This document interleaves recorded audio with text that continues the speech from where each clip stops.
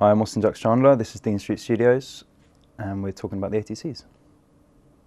We only got them about a month and a half ago, so they're still kind of in the bedding in period at the moment. But we actually had a set of the same model, but a lot older, because we had a producer that was using one of our sublet studios. He had a load of gear in there, and basically these were too big for his room, so he let us have them for a little while, which was great because they sounded amazing. All of our clients loved them, and all of our mixing, they were just a pleasure to work on. But unfortunately, he decided to leave, so he took the speakers with him. So we had to get another set in the meantime. I badgered Jazz, our manager, for ages and ages and said that we need ATCs basically. So she said, can we try other ones? Tried a whole host of other monitors, but this room is just a bit, it's got its own characteristic. It's an old room, and just these were the only monitors that we found worked here. So we've only had them for about a month, but already they're sounding pretty incredible. Generally, as I suppose all commercial studios are, we will take a whole host of different projects. So from classical to rock to kind of more musical based things. We do a lot of voiceovers for radio and other sort of advertising campaigns. So in not just the monitors, but the whole room, in terms of the layout of it and all the equipment we have, everything has to be versatile.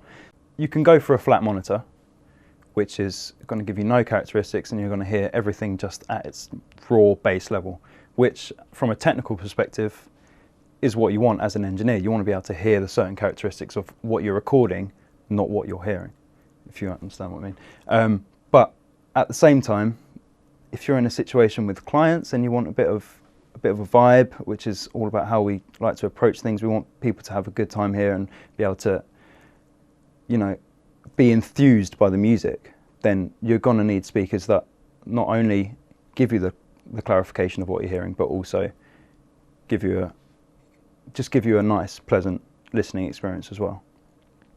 The other nice benefit of working on ATCs, as opposed to the monitors that I mentioned earlier about, you know, coming from ATCs and having to get a replacement, is that the ATCs don't tire my ears. So I can sit here quite happily for a number of hours, as I often do, and by the end of the day, I can't feel it in my ears, and only other engineers and producers and musicians will really understand what that is about, because they're the ones that sit here in front of speakers all day, every day.